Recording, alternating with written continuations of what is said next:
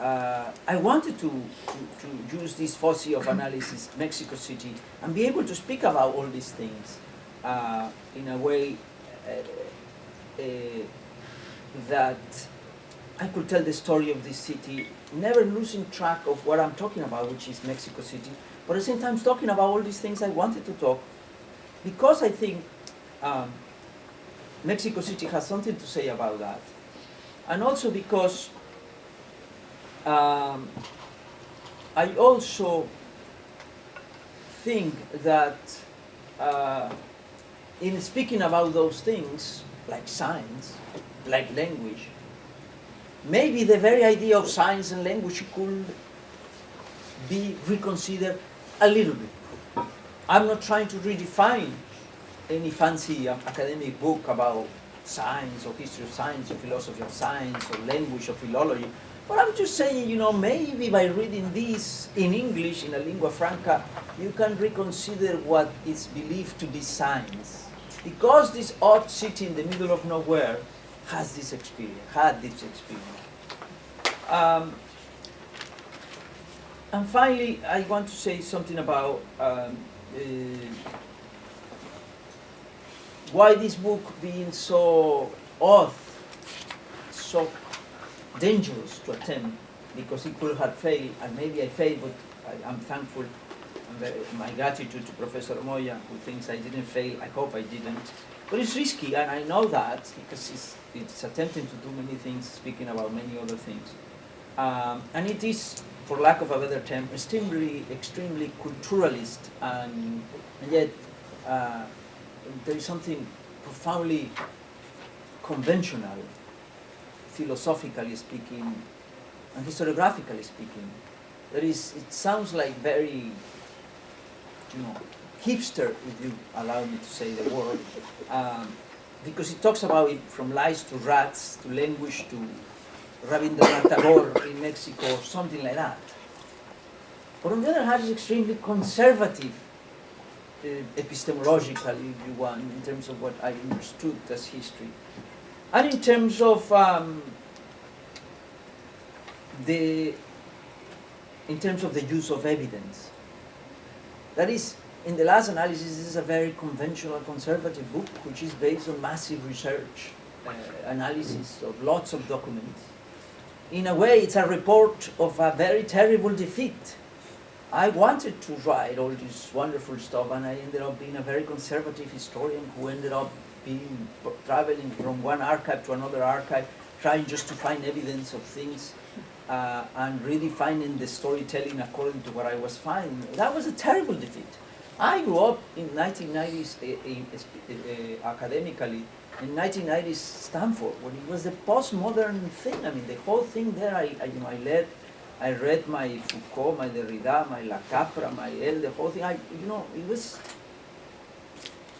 in a way, it's a very conservative report, saying, well, at the end, I can tell stories, but if you ask me of the mechanisms of telling them, there is a lot of things about language and a lot of things about the historical imagination we can talk. But in terms of the methodology, it's very old-fashioned. It's just evidence, research, and trying to tell a story which is empirically robust and believable in the present and meaningful for a possible future. As such, finally, the book is, as you hope, if you read it, extremely Mexican, if you read it as Mexican, but also very un-Mexican. As I told you, it speaks of many things, and I cannot stop to conclude by telling how Mexican it is when read in English, if we consider what Mexico means in English. But by I can tell you, I can reduce this discussion by telling you that this book, as it is, was rejected twice by very prestigious university presses in the United States, precisely because it's not Mexico. Where is Frida Kahlo? he doesn't talk about Mexico. Professor Tenorio is a very pretentious man. He talks about Flaubert and never defines who is Flaubert. Professor Tenorio, in what Walter Mignolo has written, it's already said. Professor Tenorio is just rephrasing what Walter Mignolo is telling from Mexico City. This is not, of course, this is my revenge for bad readers, but it's not only that. It's also the fact that I am very thankful for the University of Chicago Press, who listened in a talk.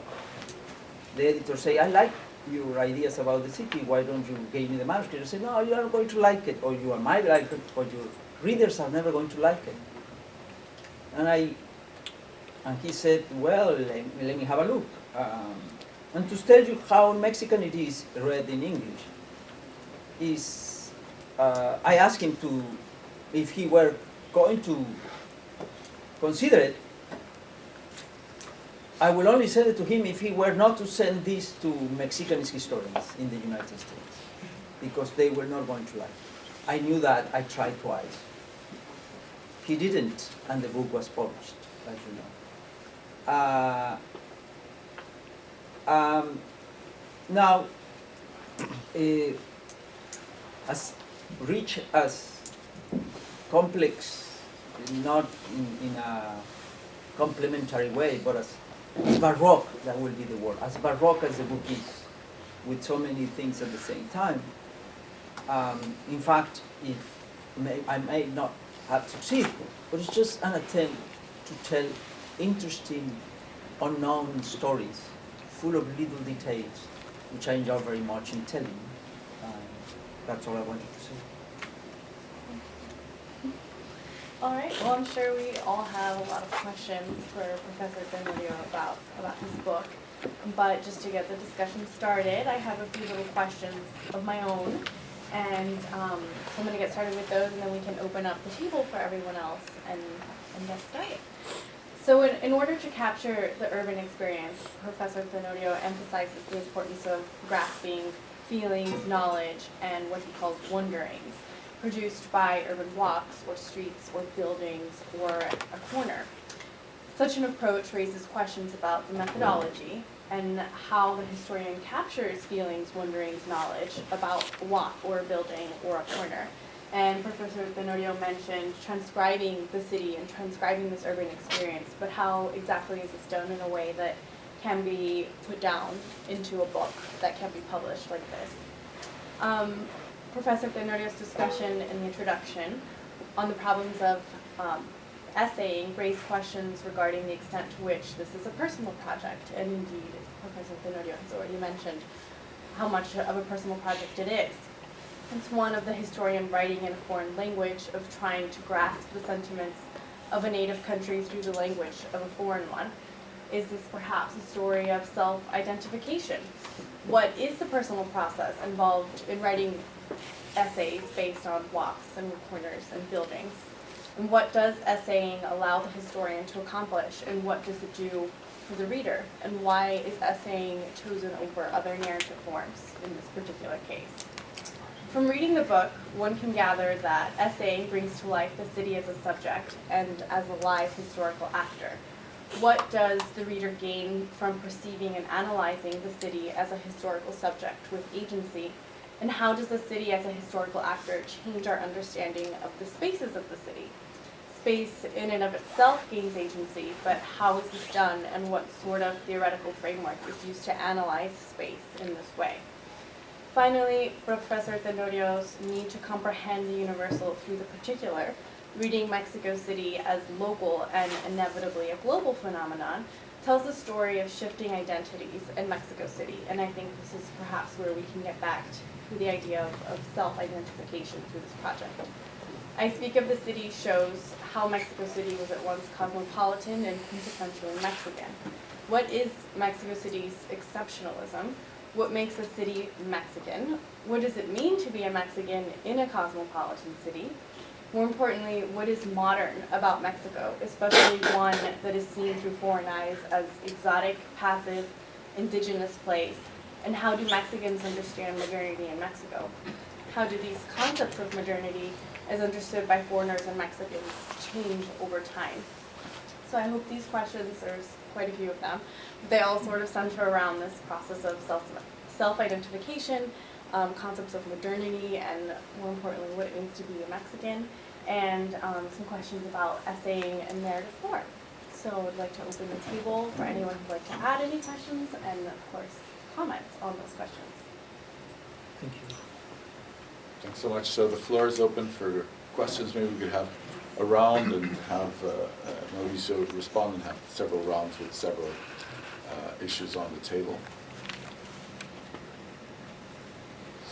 I can start actually because there's a lot of modernity in the book. And there is also there is a certain irony, right? In the sense that in 1800, Mexico was by far the largest city in the Americas. The population of Mexico in 1800 was larger than the 5 largest U.S. cities then, right? By 1900, Mexico is not even among the top 10.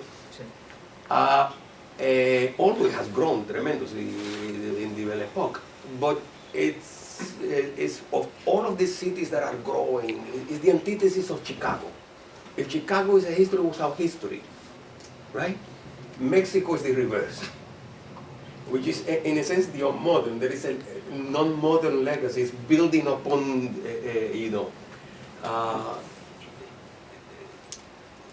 so on the other hand, the emphasis on modernity, and this is the city that is the most distant from starting from scratch, right? Where the accumulation of history is there.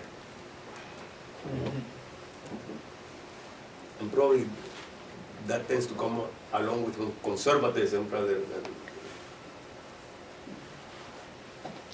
I've got one. Well, first, I'm not sure how to frame this, but the first, I'd like to hear you say something about this un-Mexicanness of your book, and ask whether it's really un-Mexican or un-Mexicanist. And specifically un-Mexicanist historian. And maybe the way I would ask this is by returning to a Nietzsche thing, Nietzsche's idea that there was monumental history, antiquarian history, critical history.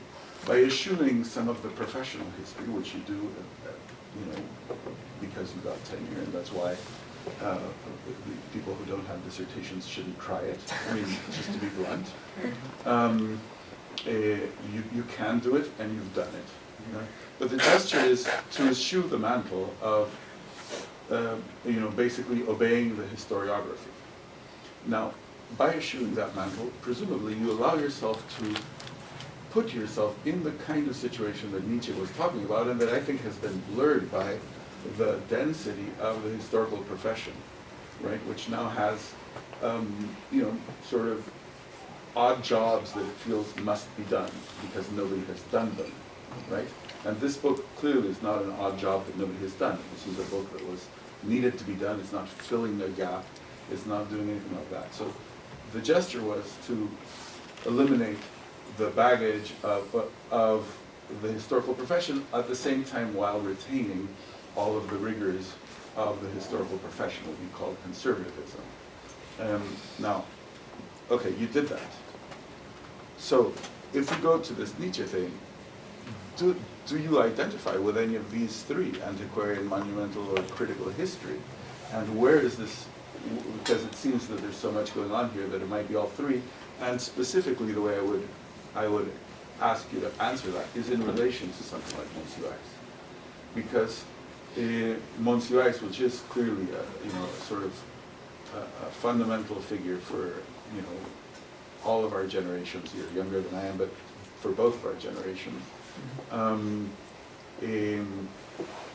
had as a central site of kind of decomposing a certain vision of the Mexican, the city, right? The city is mass phenomenon, mass culture, etc. The megalopolis, as you said. But that gesture was already done by Monsiurais. So, and I don't think that you're exactly repeating it. So I'm not clear exactly what the nature of this is in relation, for example, to that. And I thought that maybe the Nietzsche formulation might be useful. Yeah.